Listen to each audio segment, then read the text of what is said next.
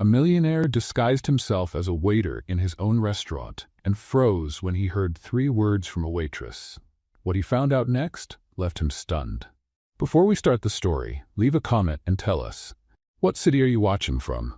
And at the end, don't forget to rate this story from 0 to 10. Enjoy the story. You look tired. Just 3 simple words, but they were said so naturally that Andrew Hoffman froze for a moment, his coffee cup halfway to his lips. The waitress who said it was staring at him, her brown eyes bright, curious, almost teasing. The name tag on her burgundy apron said, Harper Wells, and her whole vibe, bold, light, a bit sarcastic, didn't match the tense, silent atmosphere of the restaurant. Tired? Andrew repeated, curious. Yeah, she said, resting her notepad on her hip. You've got that look. Someone who works too much and sleeps too little, the kind of person who thinks coffee can fix everything. Andrew gave a small smile. Maybe it can. I doubt it. The coffee here's strong, but it's not a miracle worker. She laughed and walked off toward the counter. He watched her go. There was something magnetic about Harper, an energy that didn't fit with the dull mood inside the Magnolia Bistro. While everyone else moved around quietly as if afraid to make a mistake, she walked with ease and just a touch of rebellion. Andrew glanced around the dining room. Old wooden tables, a charming decor that looked a bit neglected. The place had potential, but something was off. He, the new owner, had come in pretending to be a regular customer, hoping to figure out what wasn't working in the restaurant. And after just a few minutes, the answer started to show. Harper came back with a steaming cup and placed it in front of him. Careful, she said with a playful smile. It's strong enough to wake up the owner of this place. Andrew held back a laugh. I hope so. She walked away, but not for long. A middle-aged man with a large belly and a smug expression appeared from the kitchen. Rick, the manager. His voice cut through the room like a blade. Harper, he barked. I told you to clean the back tables 20 minutes ago, or did you forget how to do your job? Harper took a deep breath and turned slowly. I'm cleaning them, Rick. I just stopped to serve a customer. That's what waiters do, remember? Rick marched closer, face red with anger. Don't talk back, Wells. You think you're funny? Everyone here's sick of your little jokes. The dining room went quiet. The other staff pretended to stay busy, avoiding eye contact. Andrew watched closely. The manager's tone wasn't firm, it was abusive. He actually seemed to enjoy humiliating people. But Harper didn't back down. She kept her chin up. I'm just trying to do my job with a little humor, she said.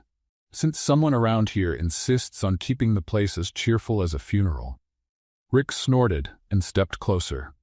You should learn to shut your mouth and do what you're told, girl. Andrew tightened his grip on the table. He took a deep breath, holding back the urge to speak up. He couldn't, at least not yet. He was here to watch, to understand, without revealing who he really was. But what he saw stirred something in him. Anger and disbelief. Harper, though, still didn't flinch. Funny thing, Rick. Shut up and obey isn't part of my resume, she said with a half-smile. A few nearby customers tried to hide their chuckles. Rick turned red with embarrassment. One more smart comment, Harper, he snapped, and you'll be serving coffee on the sidewalk. Better than serving you, she replied, turning her back. Rick looked over at Andrew as if expecting support. Sir, I apologize. Some employees don't understand the meaning of respect. I think the service has been great, Andrew replied calmly. In fact, I'd say she's the only one in here actually smiling. Rick swallowed hard, unsure what to say. He turned around and stormed back into the kitchen, muttering to himself. Harper let out a breath and looked back at Andrew. Sorry about that scene. He just loves turning the morning shift into a nightmare. No need to apologize, Andrew said, meeting her eyes. You handled it well. Oh, I practice daily. If sarcasm were an art form, I'd have a trophy by now. She rested the tray on her hip and gave a half-smile. Want more coffee? Only if it comes with another motivational speech, she laughed. Deal. That'll cost you a smile. And he did smile. Genuinely. Maybe for the first time in weeks. As she walked away, Andrew noticed something else. The energy in the restaurant shifted when Harper was around. Even under pressure, she kept things light. Customers seemed to relax. But there was another feeling in the air too. Fear. The rest of the staff moved like they were walking on glass. Rick watched them all from the shadows, just waiting to explode at the smallest mistake. Andrew sipped his coffee slowly, thinking. The Magnolia Bistro had a soul. Hidden, stifled, and her name was Harper Wells. The problem was who was dimming her light. When she came back with the check, he asked, "Have you worked here long?" "Long enough to know this coffee can't be saved and that Rick was born yelling," she said with a laugh. He placed the payment on the table along with a generous tip. Harper glanced at the amount and raised her eyebrows. "Is this for real?"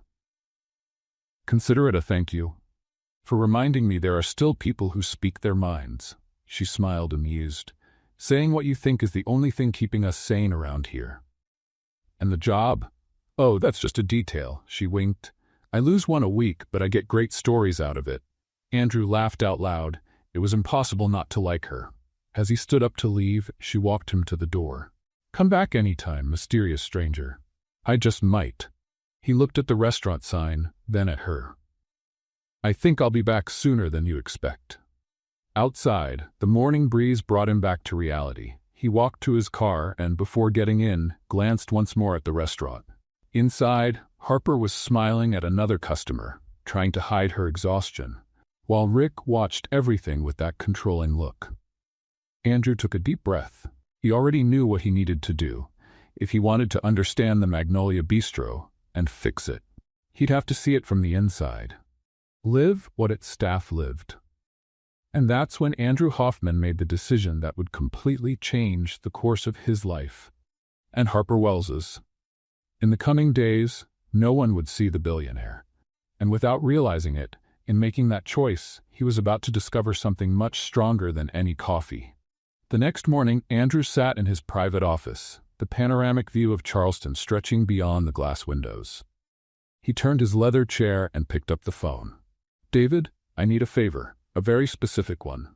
On the other end of the line, his personal assistant, David Martinez, replied with his usual professionalism. "Of course, Mr. Hoffman. What do you need?" "I want you to get me a job at the Magnolia Bistro, but no one can know who I am. No one." There was a pause. "Sir, are you saying you want to work as a waiter?" "Exactly. Use a fake name. Jack Price. Tell the manager I'm unemployed and looking for a chance. 1 full month, David. I need to understand what's going on from the inside." "I see." David hesitated. "May I ask why?" Andrew looked out the window, thinking of Harper's brown eyes and Rick's controlling ways.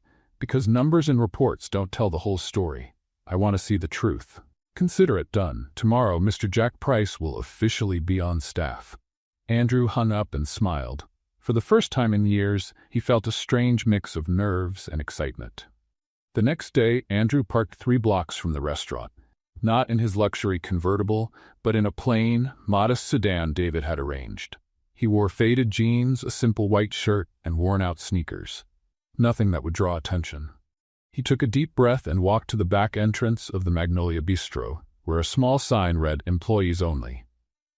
He was about to push the door open when he heard a familiar voice behind him. "Hey, wait a sec."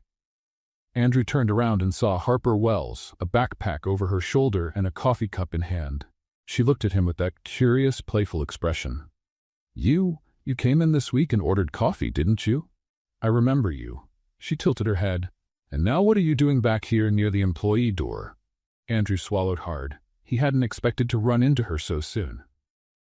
"Oh, I got a job here. I'm the new waiter." Harper's eyes widened and she burst out laughing.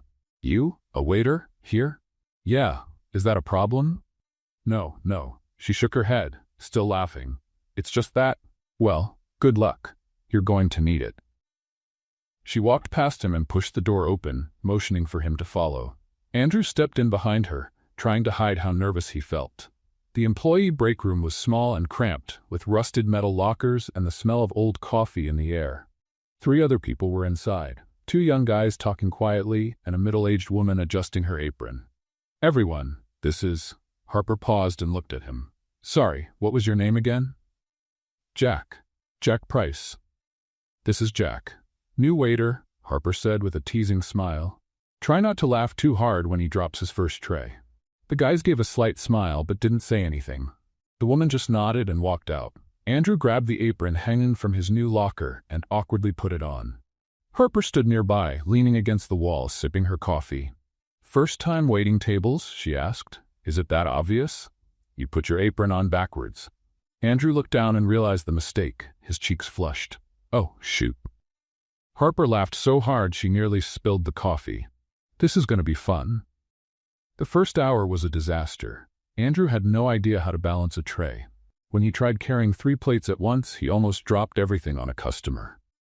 Harper showed up out of nowhere, grabbed the tray with one hand and steadied the plates with the other. "Easy there, cowboy," she said with a smile. "Hold it from the bottom, not the edge, and walk slow. This isn't a sprint." "Thanks." Andrew mumbled, embarrassed. "You're welcome, but it's going to cost you a dessert at the end of the shift." He smiled despite himself. Throughout the day, Harper gave him all kinds of tips. She showed him how to organize orders, how to talk to the kitchen, how to smile at customers even when they were rude. She made everything seem easy, turning every one of his mistakes into a joke. "You're holding the tray like it's about to explode," she said, laughing. "Relax. It's not going to bite." "Easy for you to say." "Of course it is. I'm a pro. You're a work in progress." The other staff watched from a distance, but not many got close. Andrew noticed they all acted carefully, like they were afraid to stand out or mess up. And then Rick showed up. The next morning, Andrew was setting up tables when he heard the manager's loud, irritated voice. "Jack, why are you standing there like a statue? Move it. This isn't a museum." Andrew turned. Rick stood with arms crossed, face red, clearly enjoying the sound of his own yelling. "Sorry, I was just arranging the—" "Arranging?" Rick took a step closer. "You think customers pay to watch you arrange? They pay to be served. Move it." Andrew clenched his fists but stayed calm. "Yes, sir." Rick grunted and walked off, but came back several times that shift to pick apart every little thing. Andrew could feel the other employees watching. A mix of pity and relief that it wasn't them getting yelled at. Harper, however, didn't stay quiet. When Rick yelled at Andrew for the 3rd time that morning, she stepped in beside him holding a tray. "Rick, take it easy. He's new. Everyone makes mistakes at first." Rick turned to her, face full of anger. "Oh right, the defender of the weak. You think you run this place, Harper?" "No, I just think you could try not turning the whole place into a battlefield." "Watch your mouth, girl, or you'll end up like the newbie, out on the street." Harper shrugged. "Better out on the street than stuck here listening to you yell all day." Rick turned bright red but didn't say anything. He just stormed off. Andrew looked at Harper, surprised. "You didn't have to do that." "Of course I did," she said with a smile. "Someone's got to keep this place at least a little human." He felt something stir in his chest. Gratitude, maybe, or admiration. Between the mess-ups and the laughter, the day flew by. Every time Andrew got something wrong, Harper was there, either to help or to laugh. "You're the most elegant waiter I've ever seen," she teased after he dropped a spoon and bent down in an overly formal way to pick it up. "Elegant? Yeah, like a butler in distress." Andrew laughed. "I'll take that as a compliment." It wasn't meant to be. The next day, Andrew was carrying a tray to the kitchen when he heard shouting. Rick was at the back of the hallway, pointing a finger at one of the cooks, a young woman who was clearly pregnant. "You're too slow," he yelled. "If you can't keep up, go home and stay there with your belly." Her eyes were filled with tears, but she said nothing. Andrew stopped in his tracks, feeling anger rise up. He gripped the tray tightly, taking a deep breath to stay in control. Rick kept going. "This isn't a place for the weak. Either do your job right or get lost." Andrew took a step forward, then stopped. He couldn't step in. Not yet. If he revealed who he really was now, he'd lose the chance to see what was really going on. But silently, he made a promise. "I'm going to change all of this, I swear." He turned and walked back to the dining room, but the scene stayed burned in his memory. And Harper, watching from a distance, noticed something different in Jack Price's eyes. Something she couldn't quite explain, but it made her feel that this man was far more than he seemed. Days at the Magnolia Bistro began to take on a rhythm for Andrew. Each shift was a mix of chaos, learning, and quiet observation. He made mental notes of everything. Which staff worked in fear, which ones pretended to be busy to avoid Rick, which customers complained about cold food. But what caught his attention the most was Harper. She had a unique way of turning tense moments into lighter ones. When Andrew dropped an empty plate for the third time that week, she showed up with a broom and said, "Congratulations, Jack. You just won the award for loudest waiter of the month." "There's an award for that?" he asked, picking up the pieces. "No, but I just made one up for you. Want me to order a plaque?" Andrew laughed, shaking his head. "I think I'll politely decline." "That's too bad. It would have looked great in your locker." She walked away smiling, and Andrew realized that, even tired, Harper never lost her good humor. It was like she used comedy as a shield against the weight of the place. During a coffee break, they sat together in the small back patio behind the restaurant. Harper was casually scrolling through her phone while Andrew watched the street. "Can I ask you something?" he said, breaking the silence. "That depends. If it's about how to stop dropping plates, I charge a consulting fee." He smiled. "It's not that. I just wondered, why do you work here? I mean, you seem like you're capable of so much more than putting up with Rick yelling all day." Harper looked up. Surprised by the question, she stayed quiet for a moment, as if deciding how much to say. "Talent doesn't pay the bills," she finally said with a half smile. "And a job's a job. At least I get decent tips here." "But do you like what you do?" "I like serving people. I like seeing customers leave happy." She paused. "But what I really wanted was to be a chef."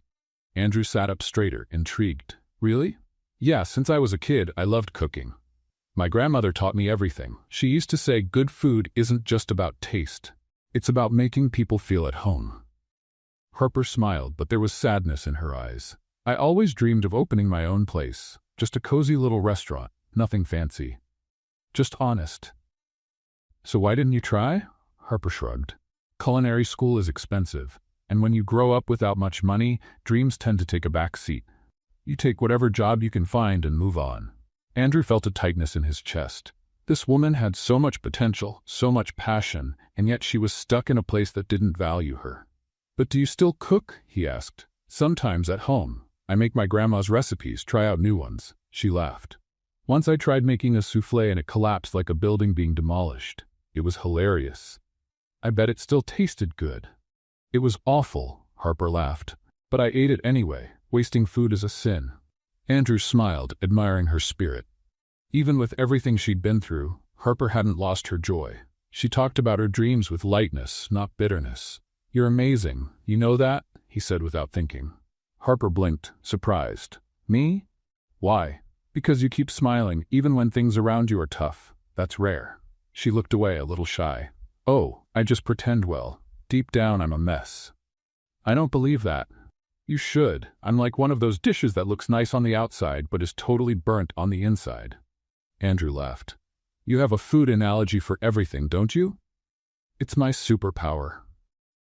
They went back to work, but Andrew couldn't stop thinking about that conversation.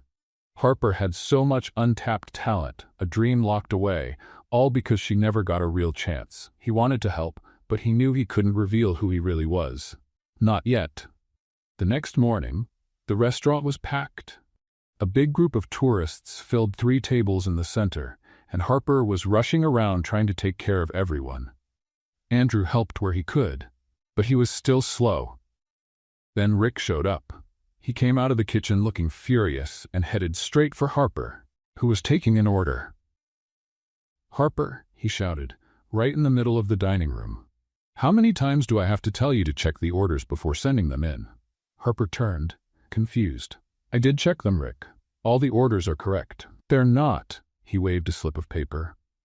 "Table 7 asked for fries and you wrote mashed potatoes." "That's what they asked for." Harper stayed calm. "I repeated the order back to them to be sure." "So you're calling me a liar?" "No, I'm just saying that. You're incompetent." Rick raised his voice even more, and the whole restaurant went quiet. "You always have been.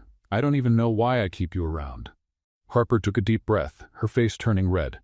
Andrew, standing on the other side of the room, felt anger rising. He set down his tray and took a step forward. But then he remembered. He couldn't. "Not yet." Rick kept going, relentless. "If you can't even take an order properly, maybe you should find another job. One where being funny is enough." Harper gripped the order pad so tightly her fingers turned white. But she didn't say a word.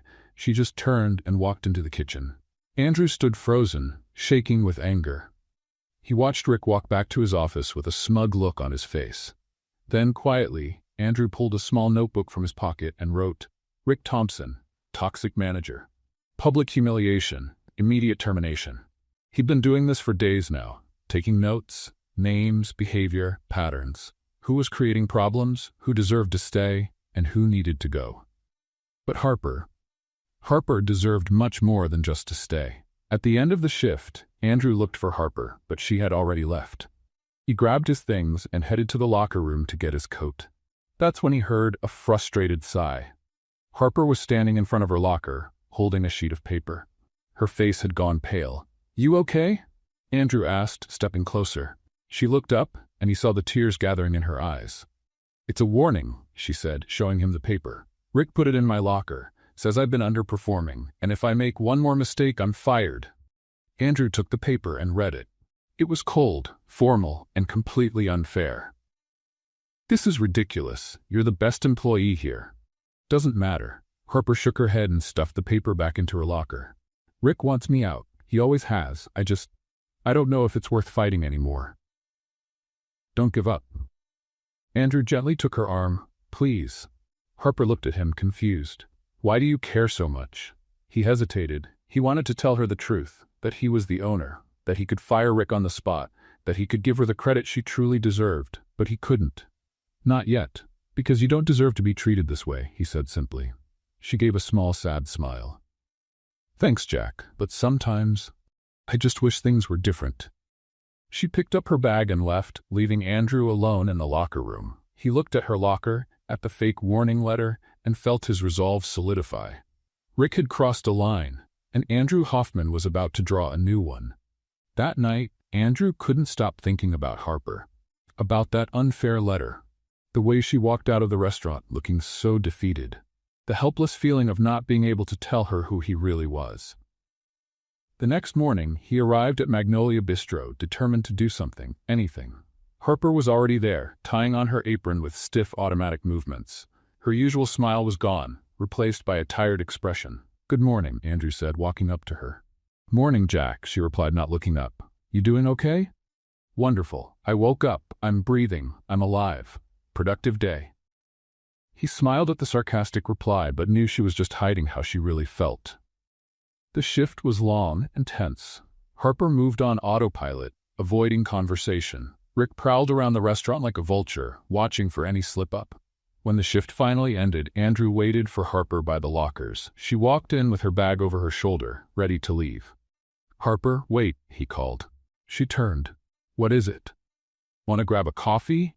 I mean real coffee, not that watered-down stuff they serve here." Harper raised an eyebrow. "Are you asking me out?" "I'm asking you not to go home looking like someone just kicked your puppy," he said, smiling. "Come on, my treat." She paused, then sighed. "Fine, but only because you said treat, and now I want to see if you actually have money." They walked to a small cafe 2 blocks from the restaurant. The place was cozy, with wooden tables and the rich smell of fresh coffee in the air. Harper ordered a cappuccino with extra chocolate, and Andrew got a plain black coffee. "So," Harper said, stirring the foam on her drink, "what's your deal?" "My what?" "Your story. You show up out of nowhere, start waiting tables. You're too polite, never complain." She tilted her head, studying him. "You're way too mysterious to be just a waiter." Andrew nearly choked on his coffee. "Mysterious? Me?" "Totally. Like, you don't seem like someone who needs to work at Magnolia. You've got this, I don't know, different vibe." "Different how?" "Like someone who used to live a more comfortable life." Harper narrowed her eyes. "Are you running from something?" Andrew laughed nervously. "No, nothing like that. I just needed a job, and Magnolia was hiring." Puh. She didn't sound convinced, but let it go. "All right, Mr. Mystery, I'll believe you, for now. Thanks for the vote of confidence." They both laughed, and the tension finally started to fade. Harper took a sip of her cappuccino and closed her eyes, enjoying it. "Now this is real coffee," she said. "If Magnolia served something like this, maybe customers wouldn't complain so much." "Have you ever thought about suggesting that to Rick?" Harper let out a bitter laugh. "Oh, sure, because Rick is so open to suggestions. Last time someone spoke up, he said, 'I don't pay employees to think.'" Andrew shook his head, stunned. He really said that? Word for word. Harper paused. Anyway, enough about work. This was supposed to be a peaceful moment. I agree. Andrew leaned back in his chair. So tell me, if you could do anything right now, no worries about money or responsibilities, what would it be? Harper thought for a moment, her gaze drifting. I'd open my own restaurant. Really? What would it be like? Small, cozy, with real homemade food. None of those fancy menus or dishes nobody can pronounce. She smiled, a spark in her eyes. And the decor would be fun. Silly signs on the walls, napkins with jokes, you know? A place where people could relax and feel at home. Andrew listened, fascinated. Harper's passion was contagious. And what would it be called? He asked. Haven't decided yet. Maybe Harper's Place or something like that. Simple, straight to the point. She laughed. Or maybe Grandma's Kitchen, to honor my grandmother. She taught me everything. I'd eat there every day. You're just saying that because I gave you a discount on the coffee. No, I'm saying it because you care about what you do. That's rare. Harper looked away, a little shy at the compliment. I don't know. It's just a silly dream. It's not silly, Andrew said firmly. And you should go after it. With what money, Jack? She sighed. Dreams are expensive. I can barely pay rent. He wanted to say he could help her, that he could fund the entire restaurant if she wanted. But he couldn't. Not yet. Then start small, he suggested. A food truck, maybe. Or start a recipe blog. Something to keep the dream alive. Harper smiled. You're really motivational, you know that? Like one of those follow your dreams posters they sell at gift shops. I'll take that as a compliment. It wasn't meant to be. They laughed together, and Andrew felt something warm in his chest. Being around Harper was easy, natural. She had a way of making everything lighter. Seriously though, Jack, she said, her tone softening. Thanks for bringing me here, for listening. I was thinking about quitting today. And now? Now, I think I'll stick around a bit longer. She shrugged. After all, someone's got to teach you not to drop dishes. True, I'd be lost without you. Harper rolled her eyes, but she was smiling. They stayed at the cafe for another hour, talking about everything and nothing. Andrew learned that Harper loved old movies, that she had a cat named Biscuit, and that her favorite dessert was key lime pie. When they finally stood up to leave, Harper seemed lighter, more like the person he'd met on that very first day. Thanks again, she said as they walked down the street. I needed this. Anytime. Just say the word. She stopped at a bus stop and turned to him. You're strange, Jack Price, but the good kind of strange. I'll take that as a compliment. This time it is. Andrew smiled and waved as her bus approached. Harper stepped on, but just before the doors closed, she called out, Hey, Jack. What? Don't give up on me too, okay? He felt a tightness in his chest. Never. The bus drove off, and Andrew stood there watching until it disappeared around the corner. The next day, Harper arrived at the restaurant with a different energy. She seemed more determined, less weighed down. Andrew noticed it right away.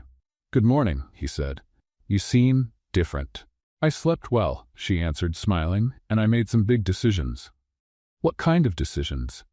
Before she could answer, her phone rang. Harper glanced at the screen, and the smile vanished. Excuse me, she said, stepping away. Andrew watched her answer the call. Her face shifted quickly.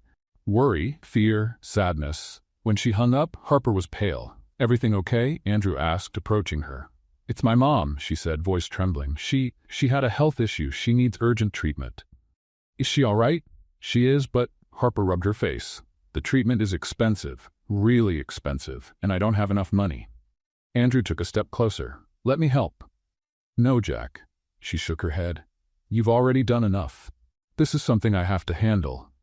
But I'll figure it out. Harper took a deep breath, the determination back in her eyes. I always do. She put her phone away and went back to work, but Andrew could see it, the tension in every move she made. At the end of the shift, Harper disappeared quickly. Andrew only found out later, through another employee, that she had signed up for a cooking contest with a cash prize. And more importantly, that she didn't want anyone to know. The next day, Andrew arrived early at the Magnolia Bistro. The restaurant was still closed, but he had an extra key David had managed to get to help keep his cover. He wanted to check on a few things in the kitchen before the day started. That's when he heard a noise coming from the back. Curious, he walked quietly toward the kitchen and found Harper there, wearing a big apron, ingredients spread across the counter. She was so focused she didn't even notice him. "Starting early today?" Andrew asked. Harper jumped, nearly knocking over a bowl. "Wow, you scared me." "Sorry," he smiled, walking closer.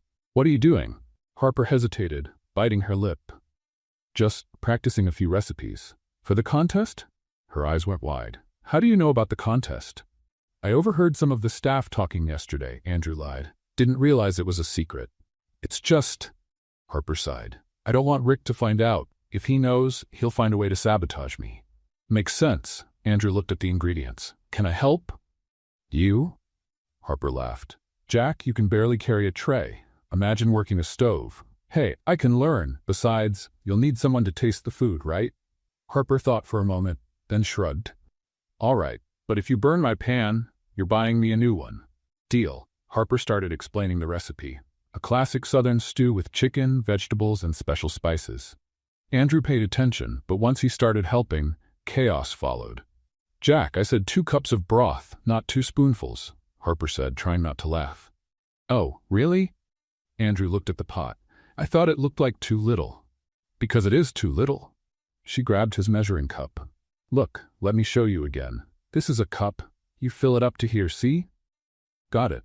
5 minutes later, Andrew dumped an entire packet of pepper into the pot. "Jack," Harper shouted, trying to save the stew.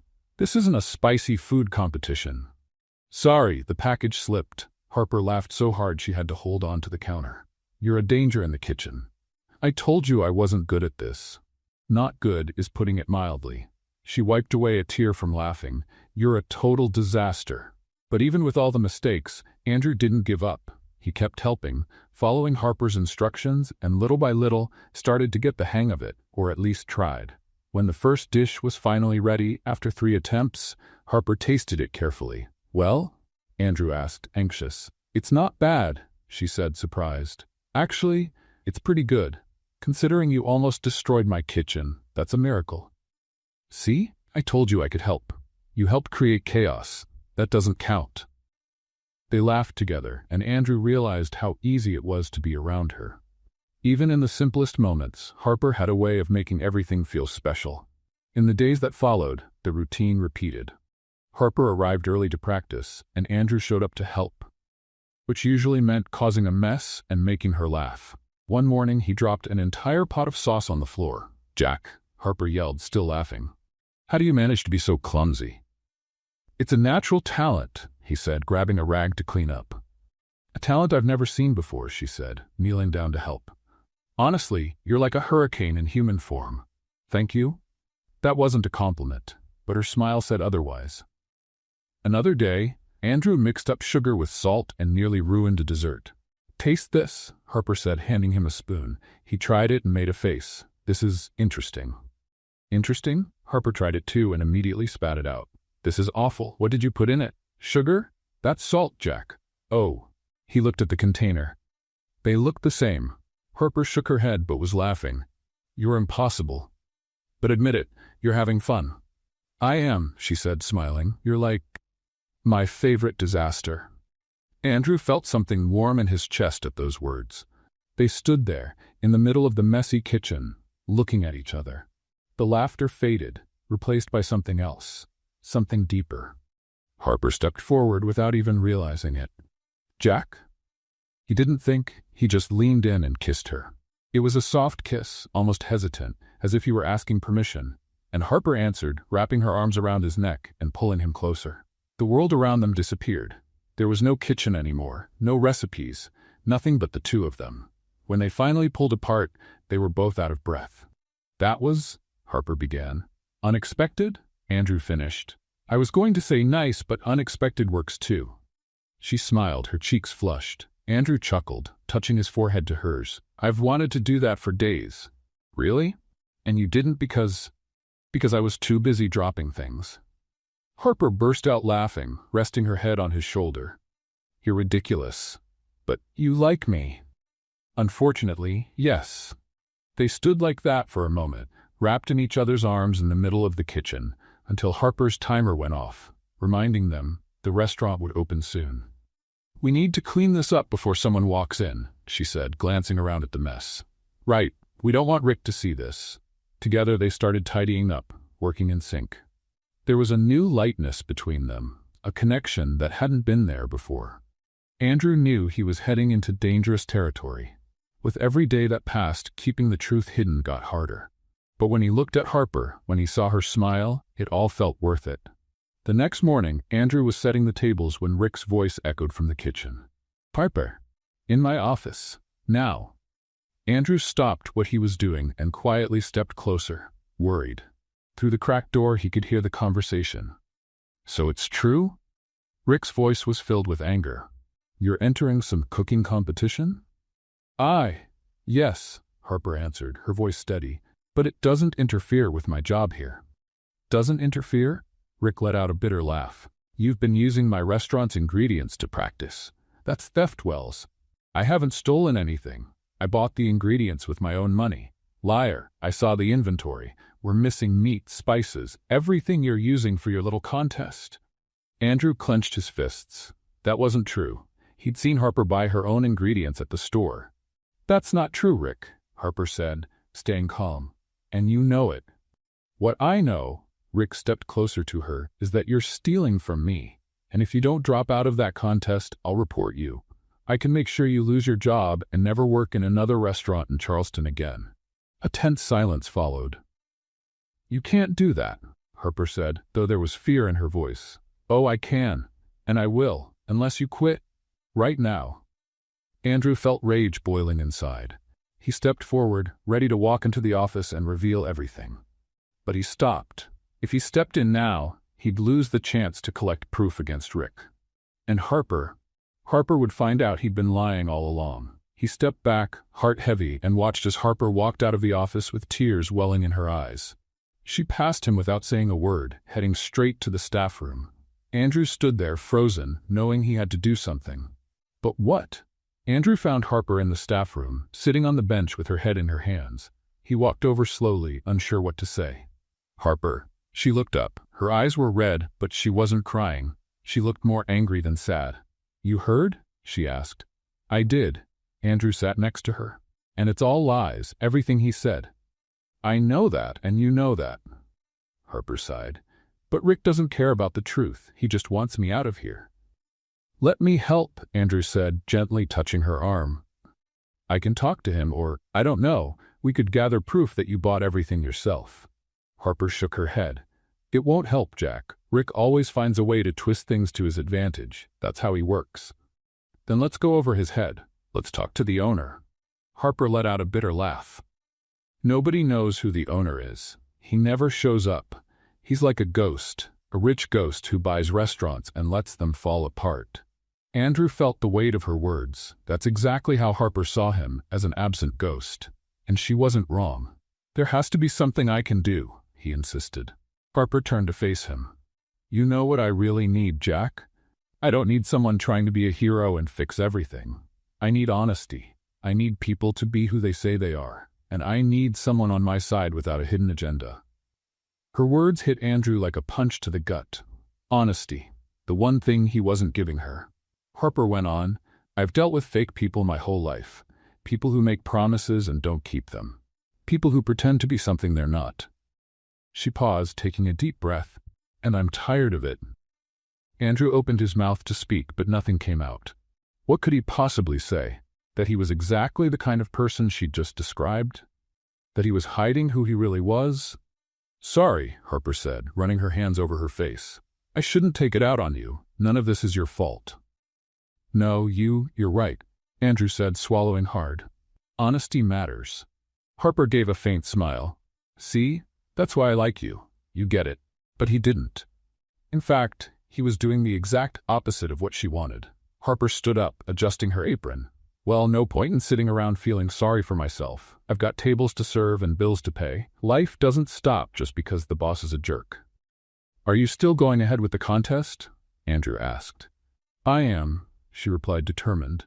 "Rick can threaten me all he wants, but I need that money. I'll be careful. I'll keep every receipt, and if he tries to frame me, I'll prove he's lying." "And what if it doesn't work?" Harper shrugged. "Then I'll look for another job. Wouldn't be the first time. Andrew admired her courage, but he also felt a growing frustration. Harper was fighting alone against an unfair system, and he had the power to change everything with just one phone call. But he couldn't. Not yet. Not without losing her trust. The rest of the day dragged on. Andrew watched Harper work, noticing how she kept smiling at customers even while carrying so much weight on her shoulders. She laughed, made jokes, served with kindness, but he saw the tension behind every move. Rick, on the other hand, strolled through the restaurant with a satisfied grin. He knew Harper was in a vulnerable spot, and he was enjoying every second of it. When the shift finally ended, Andrew went straight home, or rather, to the luxurious penthouse he called home. The contrast between that apartment and the tiny studio Jack Price supposedly rented was striking. He tossed his keys on the table and walked over to the window, staring out at the city lights. Harper's words echoed in his mind. "I don't need a hero, I just need honesty." Andrew picked up his phone and dialed David's number. "Mr. Hoffman?" his assistant answered. "David, I need you to take care of something for me." Quietly. "Of course, what do you need?" Andrew hesitated. What he was about to do went against everything Harper had said, but he couldn't just sit back and watch her suffer. "I want you to handle a situation at the Magnolia Bistro," he began. "There's an employee there named Harper Wells who's being falsely accused of using restaurant supplies. I need you to prove that she paid for everything herself." "Understood. How would you like me to do that?"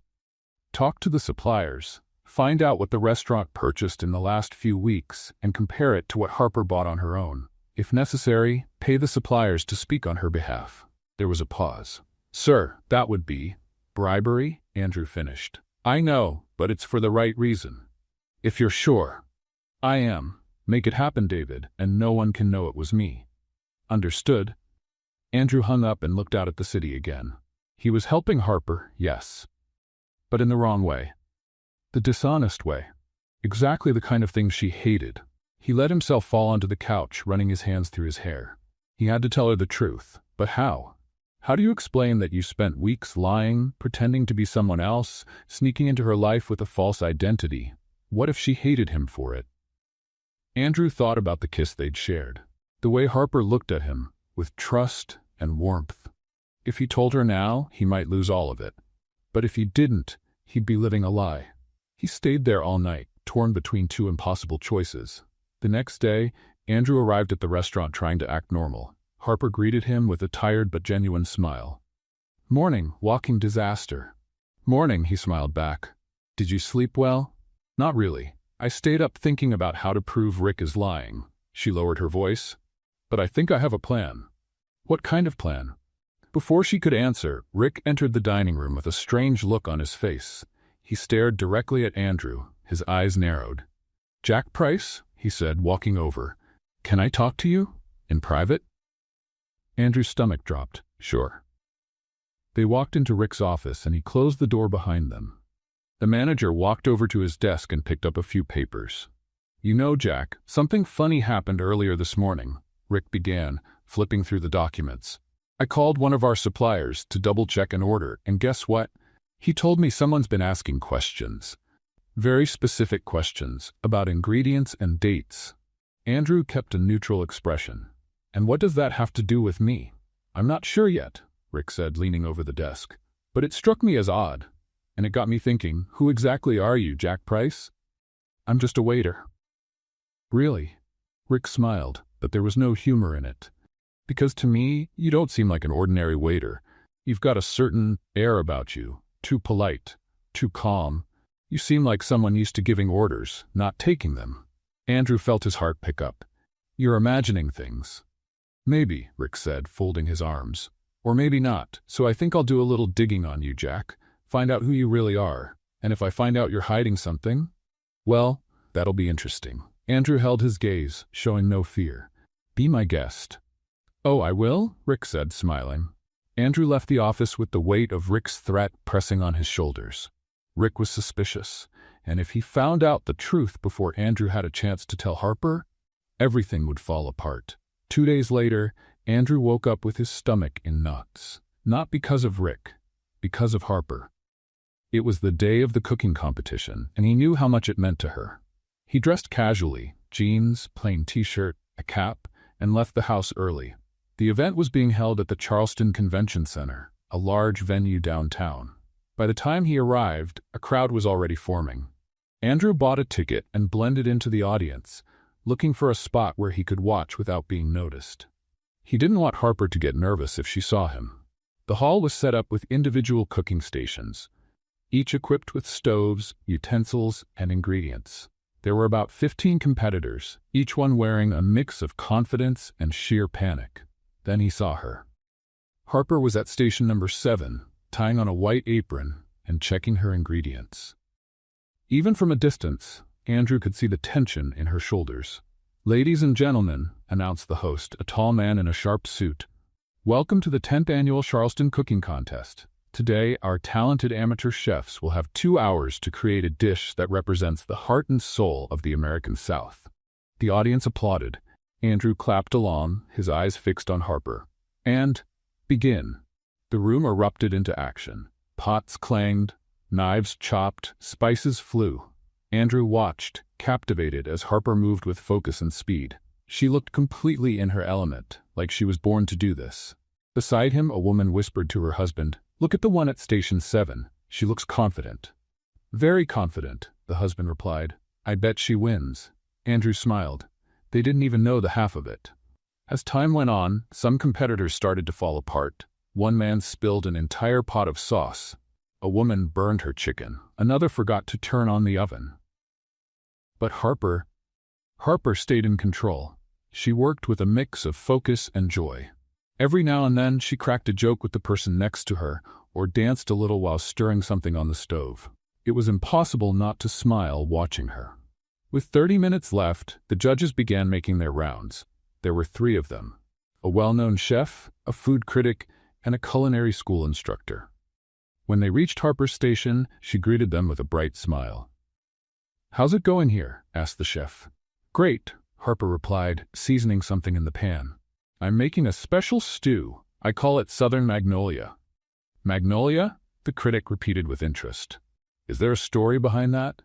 "Yes, it's a tribute to the place where I work, the Magnolia Bistro," Harper explained. "And also because the magnolia represents dignity and strength, kind of like the people who work hard every day and still find reasons to smile." Andrew felt a lump rise in his throat. She was talking about herself. The judges looked impressed and moved on. When the timer finally went off, all the contestants stepped back from their stations. Harper wiped her hands on her apron and looked down at her dish with pride. "Time for judging," the host announced. One by one, the judges tasted each dish, taking notes and making comments. Some received praise, others harsh critiques. When they reached Harper's station, Andrew held his breath. The chef took a spoonful, tasted it, and closed her eyes. "Wow! This is exceptional," said the critic. "The seasoning is perfectly balanced." The culinary instructor nodded. "And there's something more here. It's not just technique. This dish has soul." Harper blushed, smiling. "Thank you. My grandma used to say food without love is just fuel. So I made sure there's plenty of love in that bowl." The judges laughed, clearly charmed not just by the food, but by her personality too. When they finished tasting all the dishes, the judges gathered to deliberate. The tension in the room was thick. Andrew tapped his fingers nervously on his knee. Finally, the host returned to the stage holding a golden envelope. "Ladies and gentlemen, here are the results." The crowd went silent. In 3rd place, he opened the envelope, James Mitchell with his classic fried chicken. Applause. James walked up to the stage to receive his trophy and a check. In 2nd place, the host paused dramatically. Harper Wells with her Southern Magnolia. Andrew jumped from his seat, clapping and cheering. A few people turned to look at him, curious, but he didn't care. Harper walked up to the stage, her eyes shining.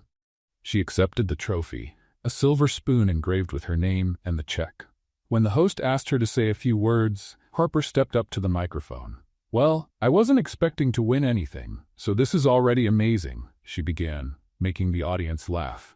"I want to thank my grandma, who taught me that cooking is about making people happy, and I also want to thank someone special who helped me not give up when I wanted to." She looked out at the audience, searching. Jack, if you're out there, thank you. Andrew felt his eyes sting. And lastly, Harper went on, I want to say this. It doesn't matter where you are in life right now. If you have a dream, go after it, even if it's just little by little, because every step counts. The audience burst into applause. Harper stepped off the stage, holding her trophy like it was the most precious thing in the world. Andrew moved through the crowd trying to get to her. When he finally found her, Harper was packing up her things. Harper? She turned and saw him. Her face lit up. Jack, you came. Of course I did. He pulled her into a tight hug. You were incredible. More than incredible. Harper laughed, hugging him back. I can't believe I won. Second place. Me? You should have taken first. Oh, stop. The winning dish was really good. She stepped back, showing him the check. But look at this. It's enough for my mom's treatment. Andrew smiled, truly happy for her. I knew you could do it. Harper looked at him, her expression softening. You believed in me when I didn't even believe in myself. Because I see you, Harper, and you're extraordinary. Something shifted in the air between them. Harper stepped closer, placing a hand gently on his face. You're kind of amazing too, Jack Price. And then she kissed him. This time it wasn't out of surprise or impulse. It was intentional, full of meaning. Andrew wrapped his arms around her, forgetting completely where they were. When they pulled apart, both were smiling like teenagers. So, Andrew began, suddenly nervous. I wanted to ask you something. Go ahead. Do you want to? Would you like to? He took a deep breath. Harper Wells, will you be my girlfriend? Harper blinked, surprised. Then she burst out laughing. You're asking me out in the middle of a cooking contest? Yeah, Andrew laughed too. Terrible timing? Perfect timing. She kissed him again, quick and sweet, and yes, 1,000 times yes. Andrew spun her in the air, making her laugh. When he set her down, both of them were glowing. Come on, let's celebrate, Harper said, picking up her trophy. I need ice cream or pizza or both. Both sounds perfect. They started walking toward the exit, fingers intertwined, when a voice called out behind them. Excuse me, excuse me. Andrew turned and saw a man in a suit rushing over, a camera hanging from his neck. A journalist.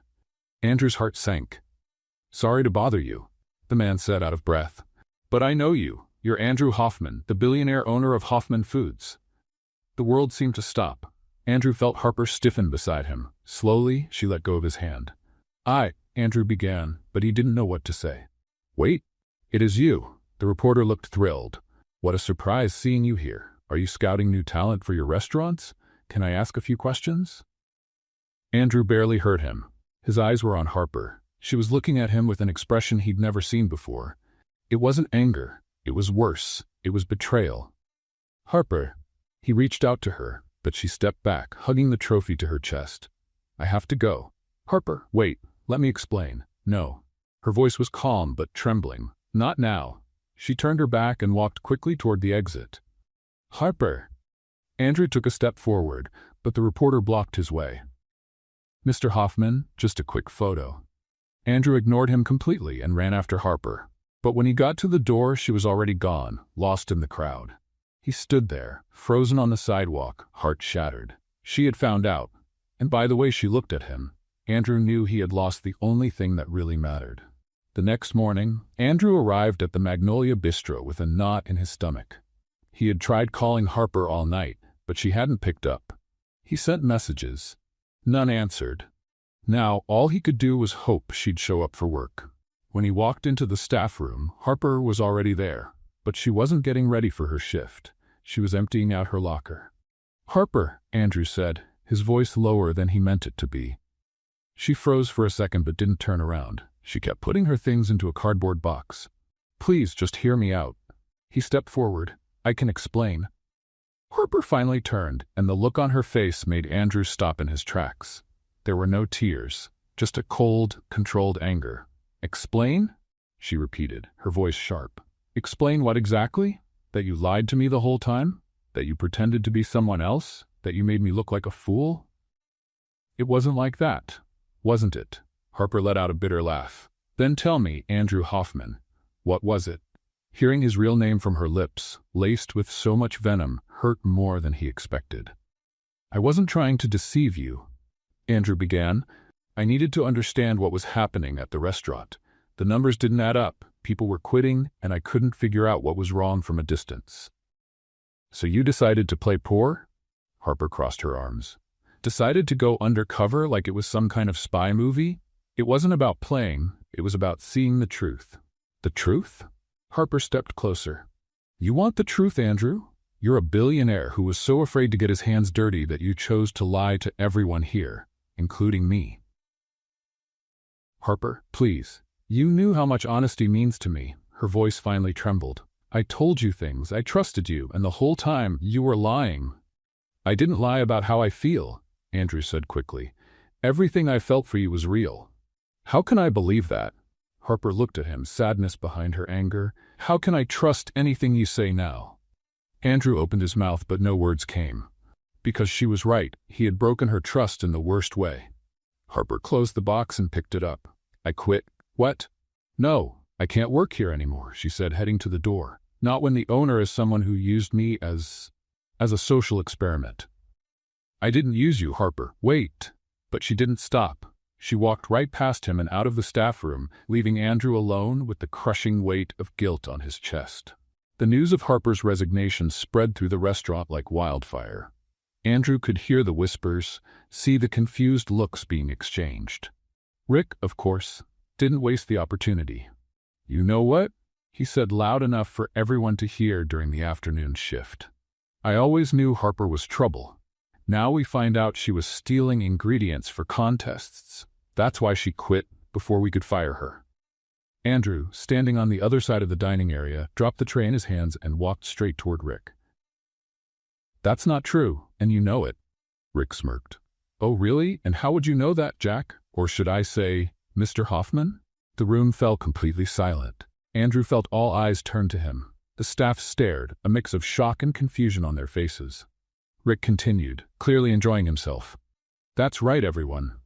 Our clumsy little waiter friend here is actually the owner of this place. He's been sneaking around in disguise, spying on us. One of the waitresses, Linda, whispered. Is that true? Andrew took a deep breath. It's true. I'm Andrew Hoffman. And yes, I came here in disguise. The murmurs grew louder. Some of the staff looked offended, others just puzzled. But I wasn't playing games, Andrew said firmly. I was trying to find out why this restaurant, which should be thriving, was falling apart, and I found the answer. He pointed straight at Rick. He's the reason. Rick laughed. Of course. Blame me. Not the absent owner who never shows up to see how things really work. You're right, Andrew admitted. I should have come sooner, but now I'm here, and I've seen it all. I saw you humiliate staff, make false accusations, and create a toxic environment. Proof? Rick challenged. You got any proof? I do. Andrew pulled a small notebook from his pocket. 3 weeks of notes, dates, times, names of the people you mistreated, witnesses. Rick paled slightly, but tried to keep his cool. No one's going to believe you. You're a liar. He's not, said a quiet voice. Everyone turned. It was Elena, the pregnant cook, same one Rick had mistreated weeks ago. I saw everything he said, and I can confirm it. So did I, said Linda. Rick's awful to everyone here. Other employees began to chime in, sharing their own stories. Rick looked around, realizing he was losing control. This is ridiculous, he snapped. You can't believe this. This imposter. The only imposter here is you, Andrew said calmly. You pretended to be a competent manager when you were actually tearing this place apart from the inside. Rick looked around, desperate, then did the only thing he knew how to do, attack. You want the truth? He shouted. Harper was stealing. She admitted it to me. And this billionaire over here protected her because... Well, you know why. Watch what you say, Andrew warned, his voice dangerously low. She got to him. She seduced the boss to get what she wanted. Rick was unraveling now. And when she got caught, she ran. Andrew clenched his fists. He wanted to punch Rick. He wanted to scream. But he knew that would only make things worse. Instead, he took a deep breath. Tomorrow morning, I'm holding a meeting with all staff. I'll present evidence of everything that's happened here, and I'll make public the kind of management you've all had to endure. He looked Rick straight in the eye. And you're fired. Pack your things. You can't fire me. I'm the owner. I can. Andrew turned to the staff. You can all go home early today. Full pay. We'll talk tomorrow about the future of this place. The employees hesitated, then slowly began to leave. Rick stood in the middle of the dining room, red with anger and humiliation. "You'll regret this," he spat. "I'll tell the whole city what you did. I'll ruin your reputation." "Do what you want," Andrew said, exhausted. "I'll tell the truth first." Rick stormed out, slamming the door behind him. Andrew stood alone in the empty restaurant, surrounded by tables and chairs, feeling the full weight of everything that had happened. He had lost Harper, he had exposed his lie, he had created a mess. But for the first time, he was ready to face the consequences. He picked up the phone and called David. "David, I need you to organize a press conference. Tomorrow morning." "A press conference?" David sounded surprised. "About what?" "About everything." Andrew looked around the restaurant. "It's time to tell the truth." The next morning, Andrew woke to the sound of his phone ringing nonstop. It was 6 a.m. He answered with a sleepy voice. "Mr. Hoffman?" It was David, and he sounded agitated. "Have you seen the news?" "What news?" Andrew rubbed his eyes. "The story leaked. It's everywhere." Andrew jumped out of bed and turned on the TV. The local news was showing a photo of him. His official portrait, in a suit, next to a grainy picture someone had taken of him working at Magnolia Bistro. The headline read, "Millionaire goes undercover in his own restaurant." "Oh no," Andrew muttered. The anchor continued. "Andrew Hoffman, billionaire and owner of the Hoffman Foods Group, spent weeks disguised as a waiter in one of his own establishments. Reactions are mixed. Some call it brilliant. Others say it was manipulative and disrespectful to the staff." The segment showed street interviews. A woman said, "I think it's amazing. He wanted to really understand his business." A man said, "It's ridiculous. The staff must have felt watched." Andrew turned off the TV and called David back. "How did this get out?" "Rick, he sold the story to the media last night. Now he's doing interviews claiming you created a toxic, suspicious work environment." "Of course it was him." Andrew pinched the bridge of his nose. "Is the press conference still on?" "Yes, sir. In 3 hours." "Good. And David? Get Rick's termination documents ready. I want everything official, no loopholes." "They're already done." Andrew hung up and got ready. This time, no jeans and t-shirt. He put on a sharp suit, tie, polished shoes. If he was going to face the scandal, he'd do it as himself. When he arrived at Magnolia Bistro, reporters were already waiting outside. Cameras flashed the moment he stepped out of the car. "Mr. Hoffman, is it true you went undercover? Why did you hide your identity? Did the staff know?" Andrew didn't answer. He just walked confidently to the entrance, ignoring the questions. David was waiting inside, along with a lawyer. "Rick's in the office," David said. "He refuses to leave. Let's take care of it now." The three of them headed to the office. Rick was sitting in the chair like he still owned the place, feet up on the desk. "Oh, the great billionaire has arrived," Rick said sarcastically. "Come to lecture me?" Andrew walked into the room and placed a folder on the table. "I came to make your dismissal official." "You can't fire me without cause." "I have cause." Andrew opened the folder, revealing documents. 3 weeks' worth of detailed records of your misconduct, employee humiliation, false accusations, creating a hostile work environment, all documented with dates and witnesses. Rick turned pale. You were spying on me?" "I was observing, and you showed exactly what I suspected." Andrew pushed the papers forward. "Sign here. You're fired, and no, this isn't a joke."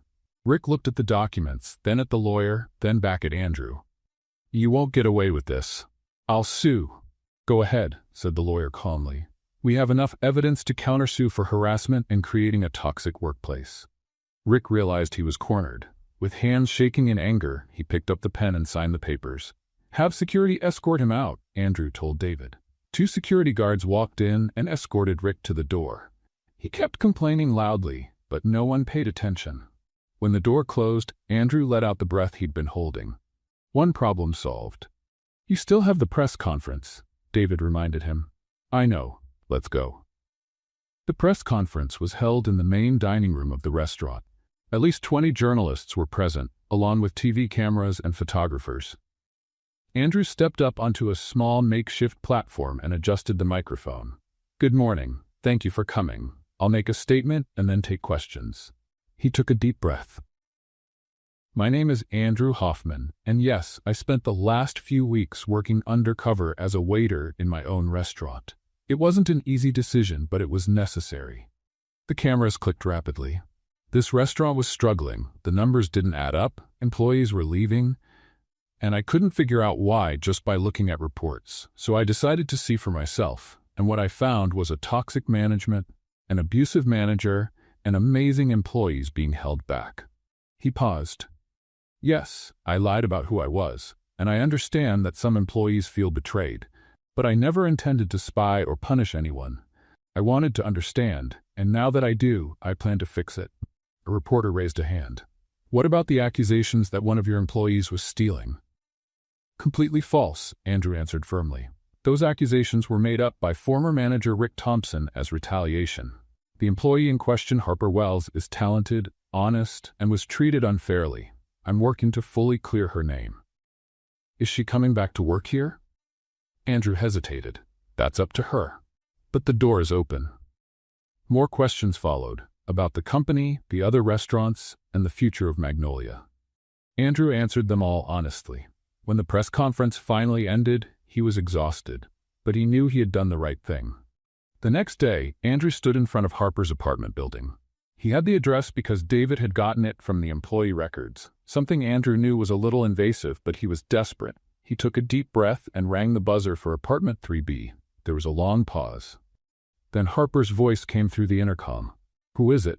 It's me, Andrew. Another pause. What do you want? Just 5 minutes, please. If after that you still want me to leave, I will. Another silence. Then the door buzzed open. Andrew walked up the stairs to the 3rd floor. Harper was waiting at the door, arms crossed. She wore jeans and a simple t-shirt, her hair pulled back into a messy ponytail. 5 minutes, she said, not moving from the doorway. Can I come in? No. Andrew sighed. Fair enough. All right, I came to say I'm sorry, truly, for the way things happened. You already said that. I know, but I want you to understand why I did it. Andrew chose his words carefully. When I bought Magnolia, all I saw were numbers on a spreadsheet. Profit, loss, efficiency. But numbers don't tell stories. They don't show people being mistreated or talent being wasted. Harper kept looking at him, her expression unreadable. So I decided to see for myself. And I found you. Andrew stepped a little closer. You showed me that behind every number is a real person, with dreams, with struggles, with value. And I should have told you the truth. I should have trusted you. But you didn't, Harper said, her voice calm but firm. I didn't trust you. And that was my mistake, Andrew admitted.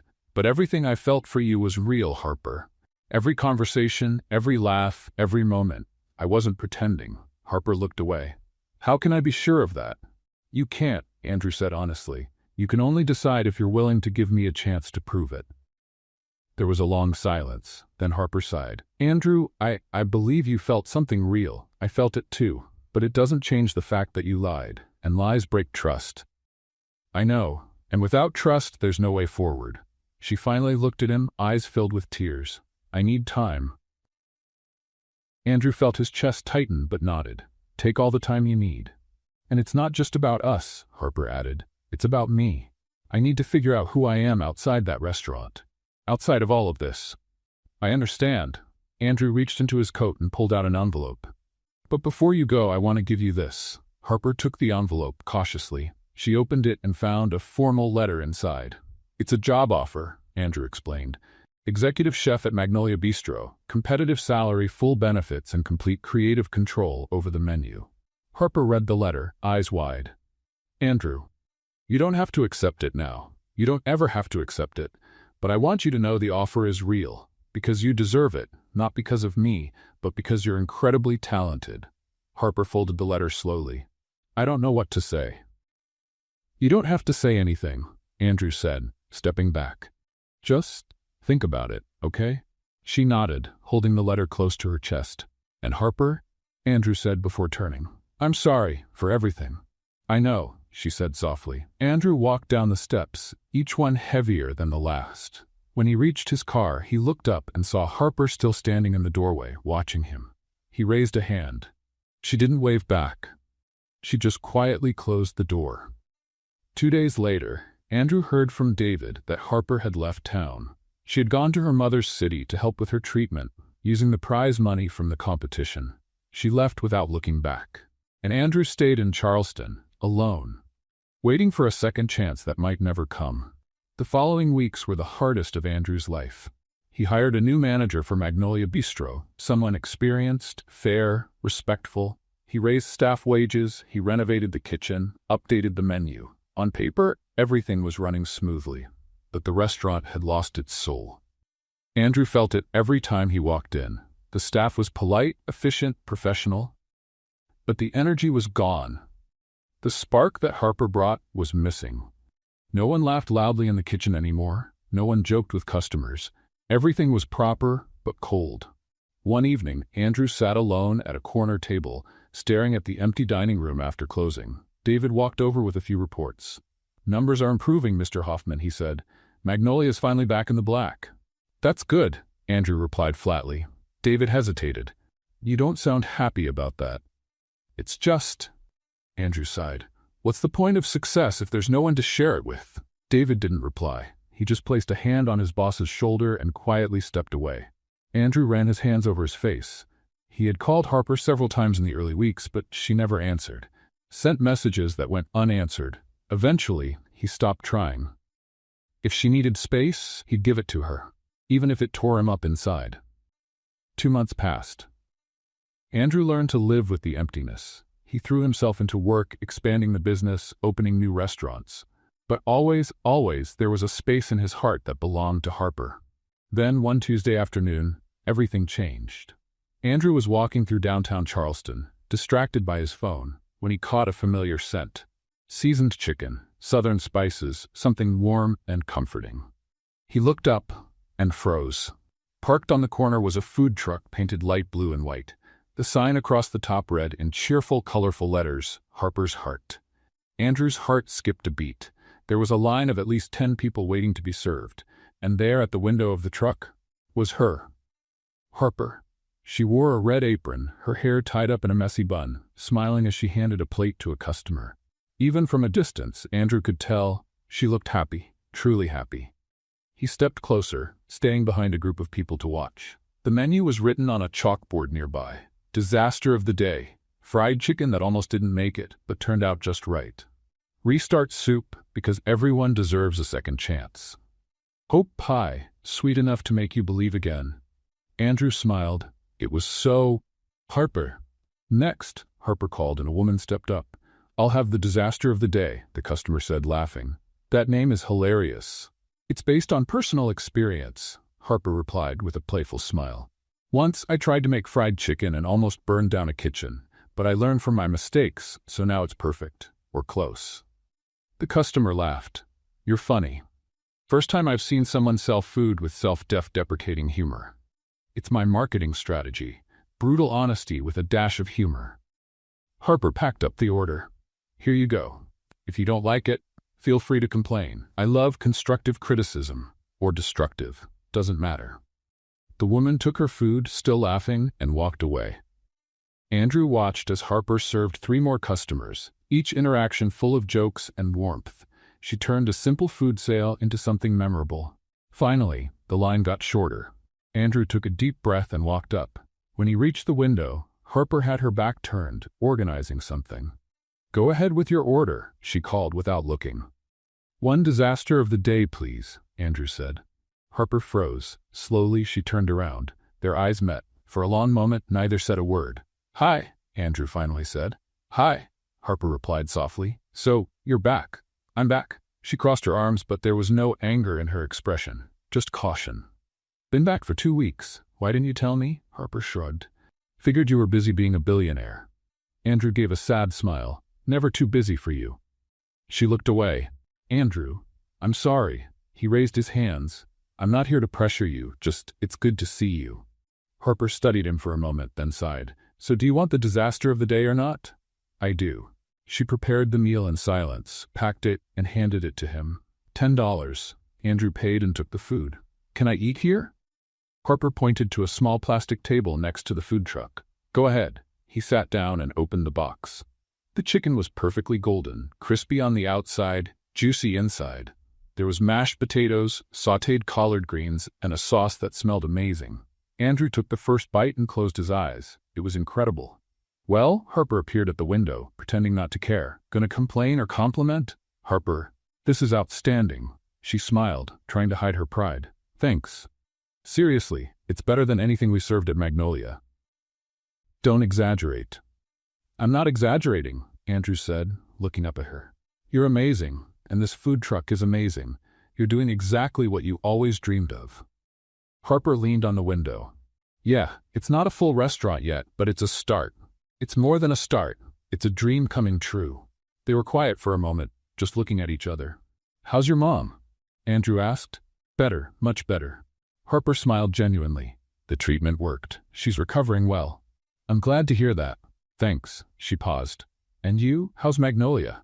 Running, making money. Andrew shrugged. But it's not the same without you. Harper looked away. Andrew. I know. You need time. He finished the meal and stood up. I just wanted you to know, I admire you for having the courage to start over and chase your dream on your own. Harper looked at him, surprised. You didn't need me. You didn't need my help or my money. Andrew smiled. You did this yourself, and that's incredible. Before Harper could respond, a middle-aged man walked over. He wore glasses and carried a notebook. Excuse me, he said. Are you Harper Wells? Harper blinked. Yes. Who's asking? Thomas Green, food critic for Charleston Food magazine. He extended a hand. I just tried your food, and I have to say, it's exceptional. Mind if I ask you a few questions for an article? Harper's eyes widened. An article about me? About you and your food truck, Thomas smiled. It's been a while since I've seen this much passion and authenticity in a kitchen, and those dish names? Brilliant. Harper glanced at Andrew, who was smiling proudly. Then she turned back to Thomas. Sure, ask anything you'd like. Andrew took a step back to give them space. I'll let you talk. Andrew, wait, Harper called out. He stopped. Thank you, she said softly, for showing up, for everything. He smiled. Always. As he walked back toward his car, Andrew looked over his shoulder one last time. Harper was chatting with the critic, eyes lit up with excitement. And for the first time in 2 months, Andrew felt something other than emptiness. He felt hope. The following week, the article was published. The headline read, The Waitress Who Won Over Charleston, How Harper Wells Turned Dreams into Reality. The article was long, detailed, and full of praise. Thomas didn't just talk about the amazing food. He described Harper's captivating personality, her unique sense of humor, and her story of perseverance. The food truck became famous overnight. And Andrew, reading the article in his office, smiled. Harper was shining. Finally. 3 days after the article was published, Andrew sat at his desk, looking at the magazine clipping for the 10th time. The photo of Harper smiling next to the food truck was burned into his mind. He needed to see her again. But this time, he wanted to do it differently. He picked up the phone and called David. I need a strange favor. I'm used to your strange favor, sir. David replied with a hint of humor. What's the plan this time? I need simple clothes. Worn-out jeans, a faded t-shirt, an old cap. The more ordinary, the better. There was a pause. You're going undercover again? Yes, but this time it's different. Andrew smiled. This time it's for the right reason. The next morning, Andrew stood a block away from Harper's food truck. He was wearing ripped jeans, a faded gray t-shirt with an old band logo, and a Braves cap pulled low over his eyes. Dark sunglasses completed the disguise. He took a deep breath and walked toward the truck. As expected, there was a line. The article had tripled Harper's customers. Andrew took his place at the end, waiting patiently. As he waited, he watched Harper work. She moved with confidence and joy, chatting with each customer like they were old friends. Her laughter was contagious, and people walked away not just with food, but with smiles on their faces. Next, Harper called. Andrew stepped forward, keeping his head down. Good morning, Harper said cheerfully. First time here? Yeah.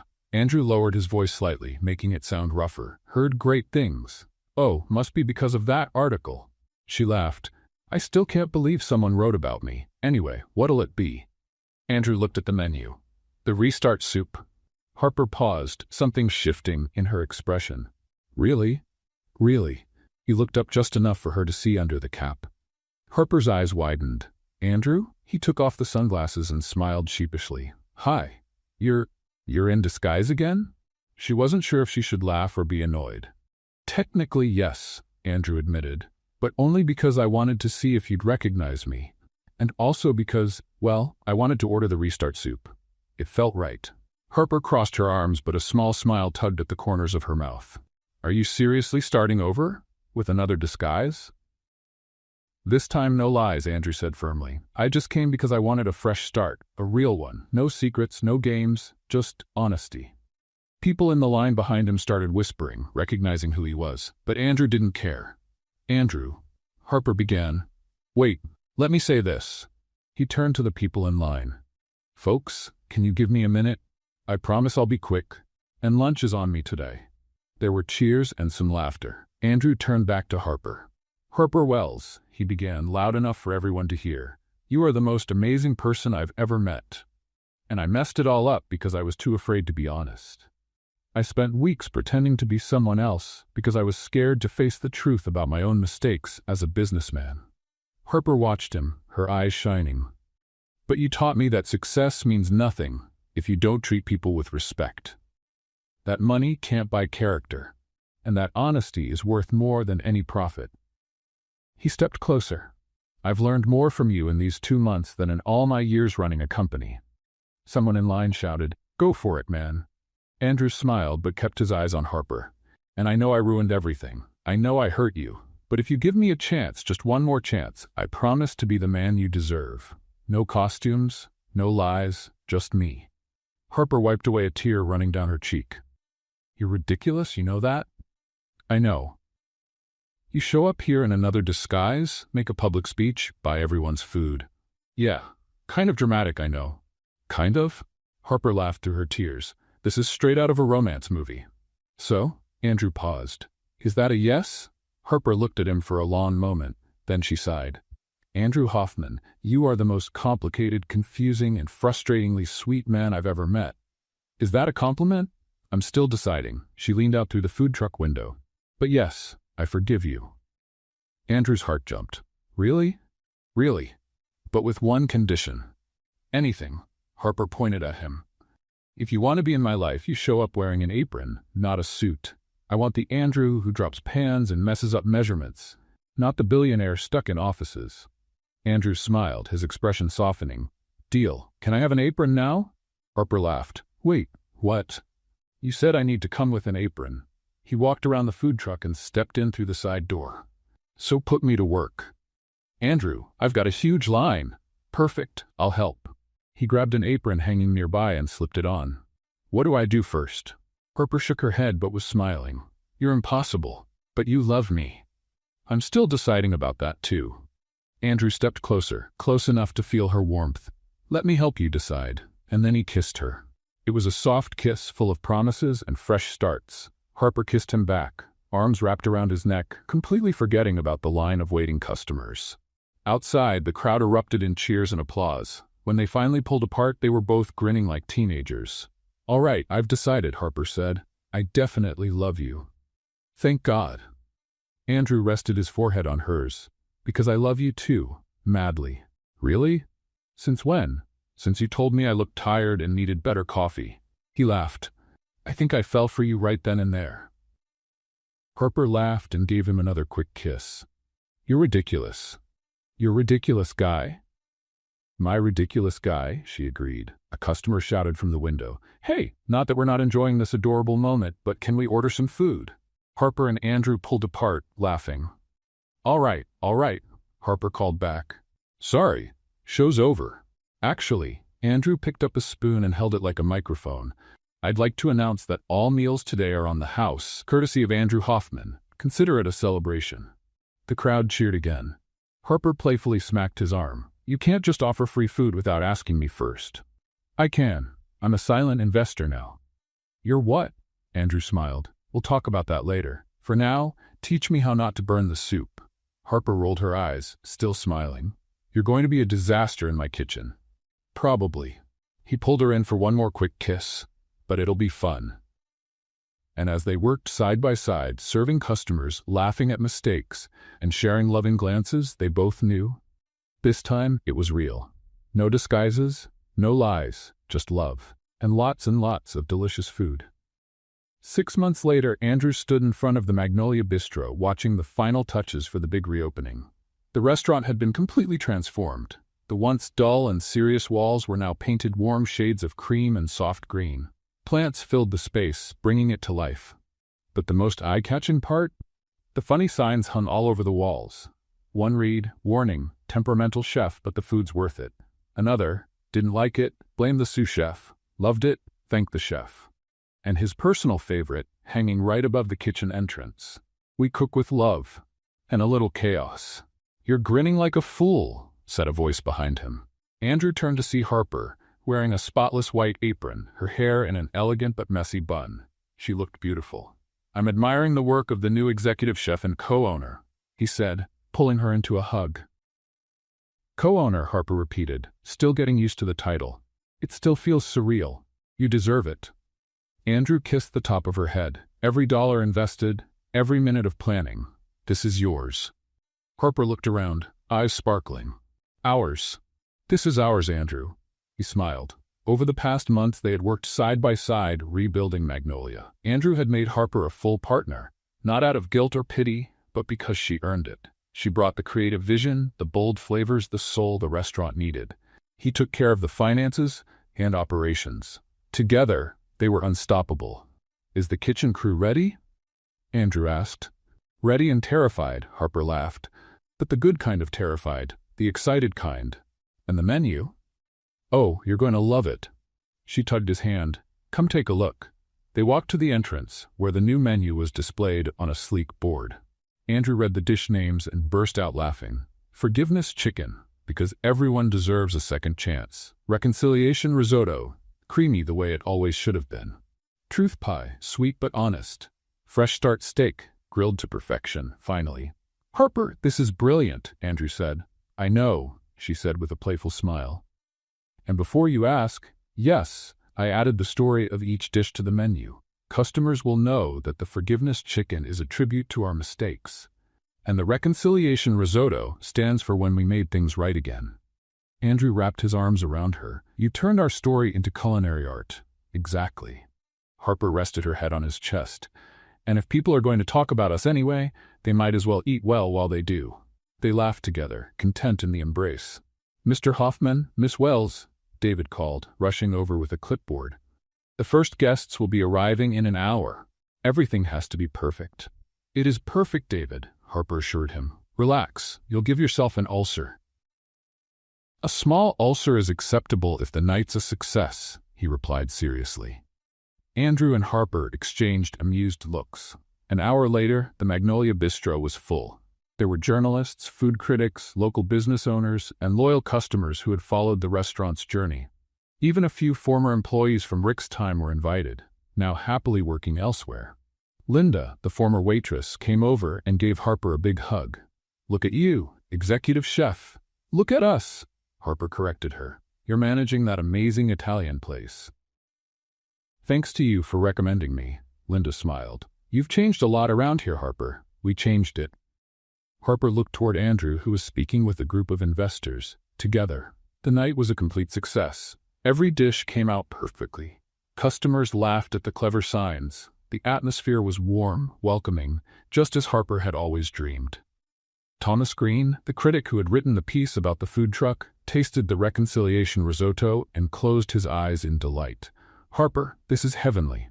"Thank you, Thomas," she smiled. "This time, I didn't burn anything." "This time?" He laughed. "I need to hear that story." "Oh, ask Andrew. He has a whole book of my kitchen disasters." Andrew stepped beside her, "And I'd keep every single one." As the evening went on, Andrew grew more and more nervous. He kept checking the pocket of his blazer, making sure the small item was still there.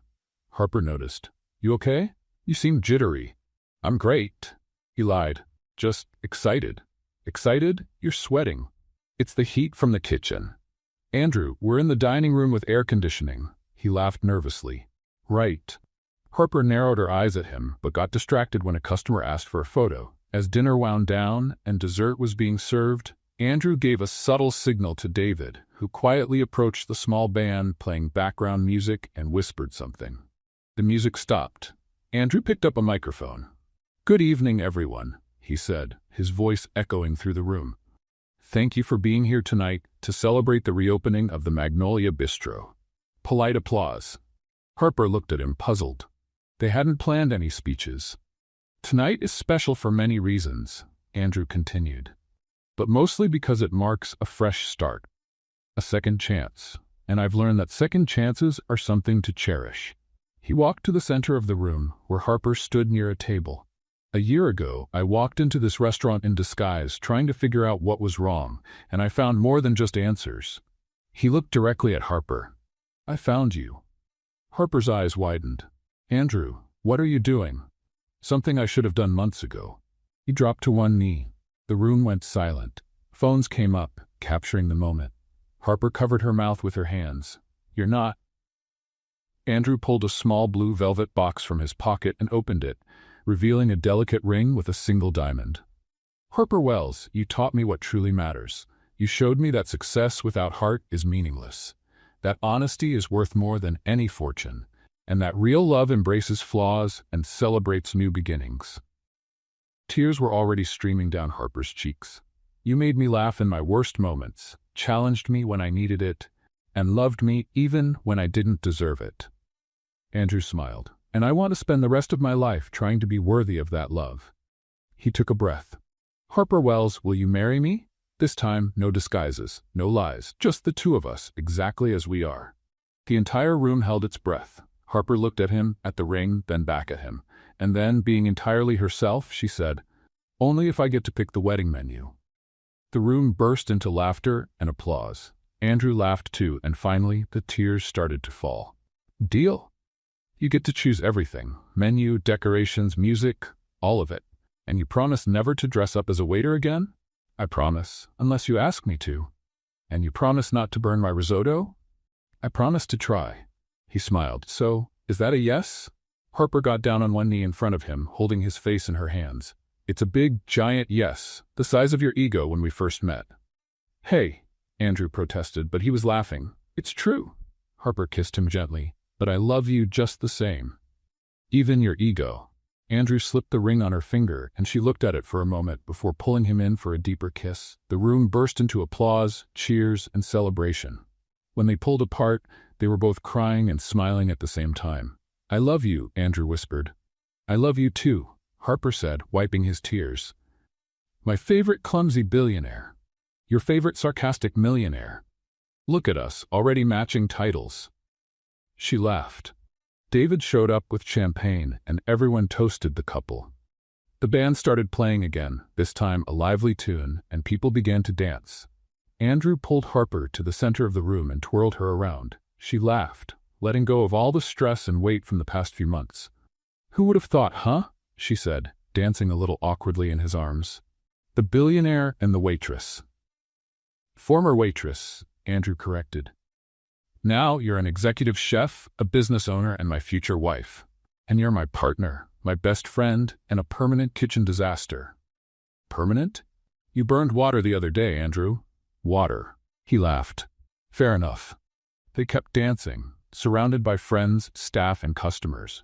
Witnesses not just to the reopening of a restaurant, but to the beginning of a new life for two hearts that found each other in the most unexpected place. There, in the middle of the Magnolia Bistro dining room, with the smell of good food in the air, laughter echoing through the walls, and love filling every corner, Andrew and Harper knew they had found something rare. They had found home. Not in a place, but in each other. And this time for good. No disguises, just love, laughter, and lots of well-seasoned chicken. What did you think of Andrew and Harper's story? Leave your thoughts in the comments. Rate this story from 0 to 10. What score would you give it? Subscribe to the channel and turn on the bell so you don't miss any of our stories. And check out more emotional stories right here on the final screen.